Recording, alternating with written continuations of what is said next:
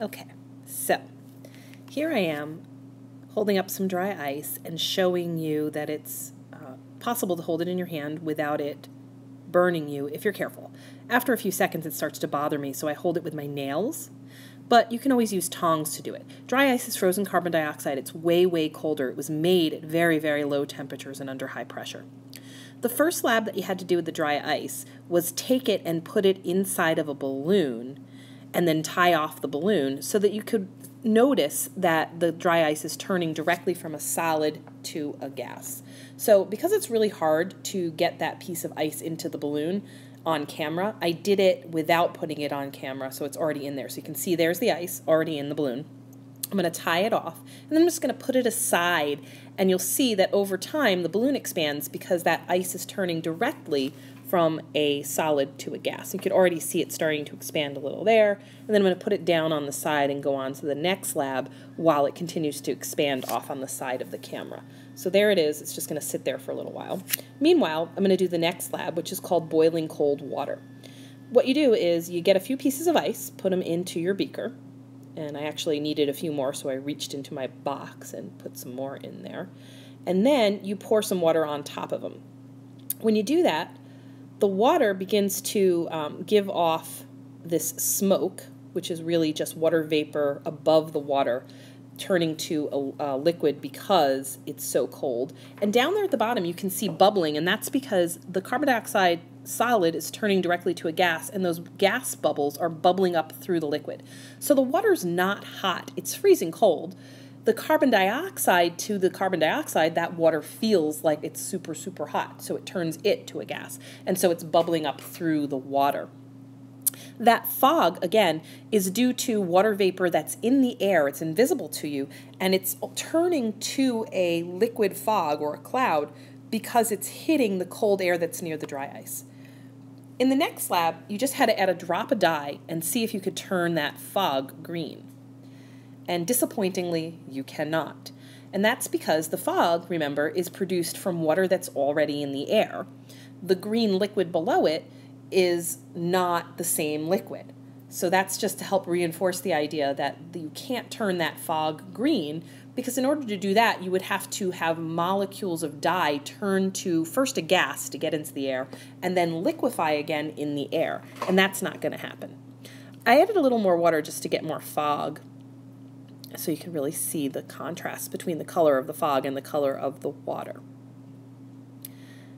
And then in the next lab, I can't remember what I did, so I have to wait for myself to do it on the camera. Hold on a sec, because I recorded without sound first. Okay, let's see. What am I reaching for? Oh, yeah. Okay, so this is called dancing ice. So I took a piece of ice and I put it on the lab table. I'm just rubbing it to get the frost that collects from the air onto the ice. I'm trying to get the frost off of it. The dry ice, if it's directly hitting the surface, this works better with our lab tables. You can see that it should dance around on its own if you give it just a little incentive. And it's kind of starting to do it. There you go. See, it's starting to do it there. And that's really just kind of almost a jet propulsion thing that happens. As the ice turns to a gas, it pushes off against the table. So I'm getting frustrated with it because it doesn't have, it has too much frost on it for it to really happen. But you can kind of see it. There it goes. There it goes. Oh, whoa, off camera. Come on. There you go. There you go. That's pretty good. So it will dance around much better on our lab tables. I was doing this in the conference room because I had a study hall last period. So you can kind of see how easy it is to make it move around, and it moves around on its own pretty well if you give it a chance. Then the next lab was something called triple point. The triple point is, if you look at the graph that I gave you in the lab sheets, there's a phase diagram, and it shows you at what temperatures and pressures you get different phases or different states of carbon dioxide. So what I'm doing here is I'm taking a tub of water, and the purpose of this tub of water is just to make it easier to see what's happening. It actually magnifies what's happening on the screen. And that little tool that you just saw, I'm going to use to get a tight seal, because what I want to do is I want to take this pipette, I'm going to cut the end off of it and create a pressure chamber. So I'm just going to cut the end off like so, and I'm going to put some ice in there, just a little chunk that I'm going to break off with a hammer. So I grab my hammer, I grab a piece of ice, and I smash it a little with the hammer. You can see me do that right here. See the ice moving around on its own a little bit? There you go. Take the ice, smash it. There goes the ice, dancing around. Just taking a piece of ice, putting it into the pipette, and then I'm sealing the pipette by folding the top over. You'll see me do that. There's the ice in there as a solid. Getting a good close-up view of it. Whoa. I clearly don't know how to put something in close-up because I don't know where the camera is. It's pretty funny. Okay, so I'm going to fold over the top, and then I'm going to use that little tool that I showed you before to get a good tight seal. It's just two pieces of metal that are held together with a rubber band. One's rounded and one's flat, and for some reason that makes a nice tight seal. You're getting a nice picture of my hand, lovely hand I have there. And I'm going to use pliers to hold the whole thing together. And I'm going to exert pressure to hold that whole thing together, because you know it's turning to a gas, right? So you can see as I hold it together, it's hard to see what's happening, so I'm going to put it eventually into the water. I was, at that point in the camera, I was trying to get the dry ice to stop making a ton of noise. There you go. So I poured the water out. Okay. So now I'm going to put it in the water, and as I squeeze, watch down at the bottom of the camera, if you can. Watch down there, and you'll see it turn to a liquid. It's really hard sometimes to notice on camera. I'm going to, of course, move it back for you. Yeah, there you go. Hopefully you can see it. Down at the bottom there, it's slowly turning to a liquid. And as it turns to a liquid, I'll pull it up so you can get a good look at it.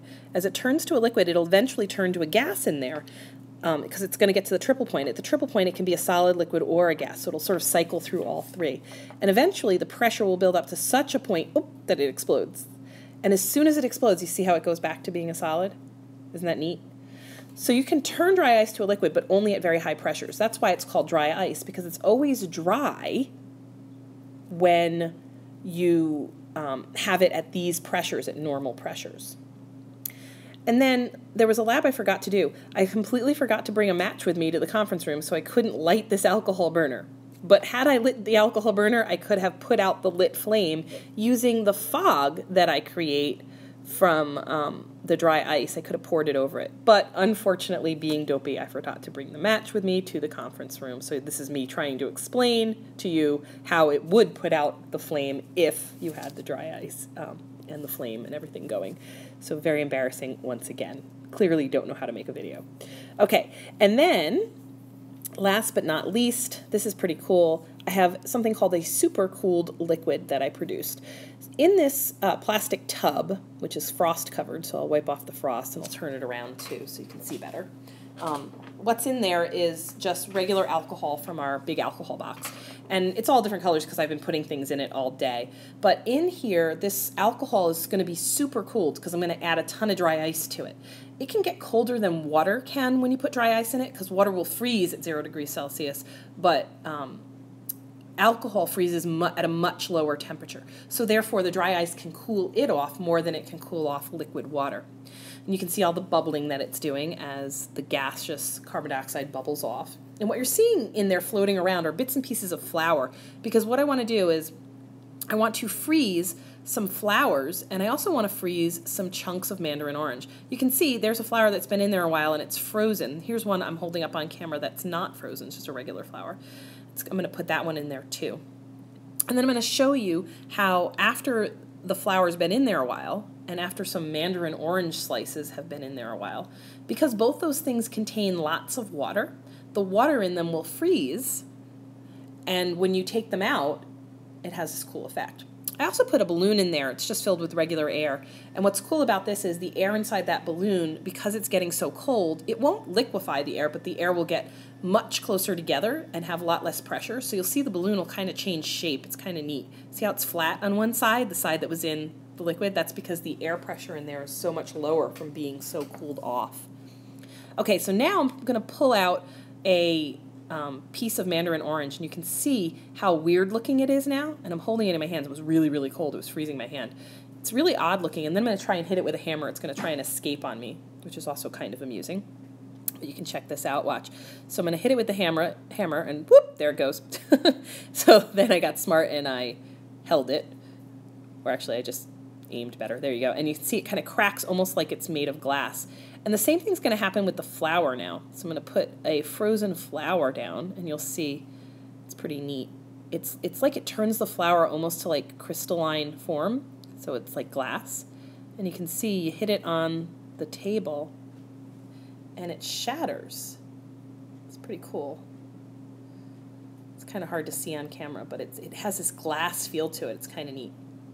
And that's, you know, all of the labs that we did in class. If you missed them, or if it went by too fast for you, you needed another look, that's what I made this video for. And of course, I made many mistakes while I was making it, but hopefully that's part of the enjoyment for you. Okay guys, I'll see you in class.